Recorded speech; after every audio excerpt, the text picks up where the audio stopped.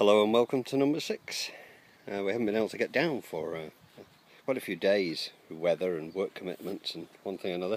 Well, here's Katie's bed. She's been down today and we've planted another pumpkin there that she's grown on at home, and that's come on really nicely, and her broccoli's looking good and the cornflowers are growing nicely, so that's doing well.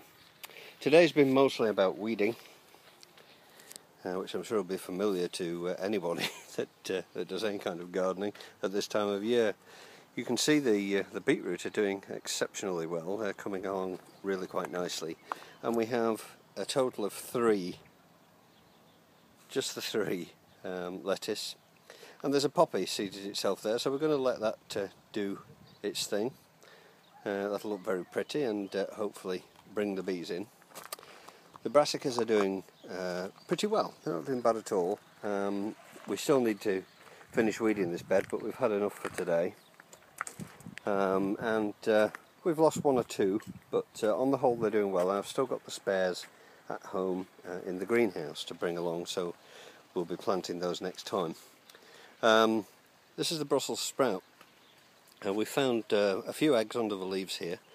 As you can see, the leaves are looking a bit saggy, a bit limp, but we're hoping that's just a matter of the sun, and because the ground's wet enough, so hopefully they'll perk up.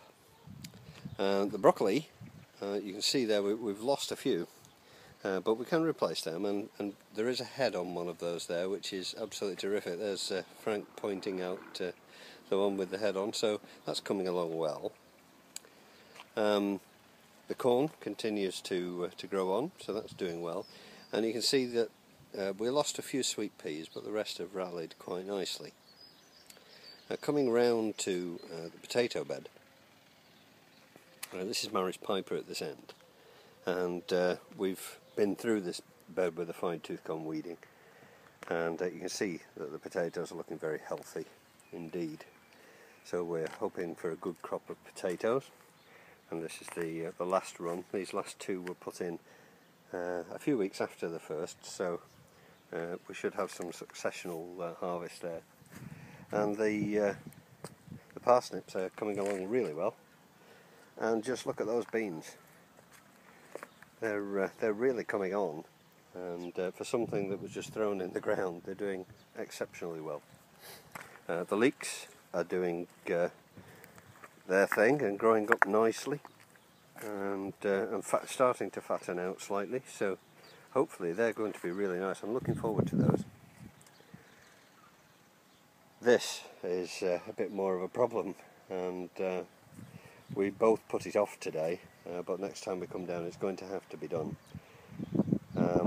There's that clingy, sticky weed in there, which comes out quite easily, but you can see we have a proliferation of docks, and they're going to be more problematical. I think all we can do really is get them to the ground until we've got the onions out.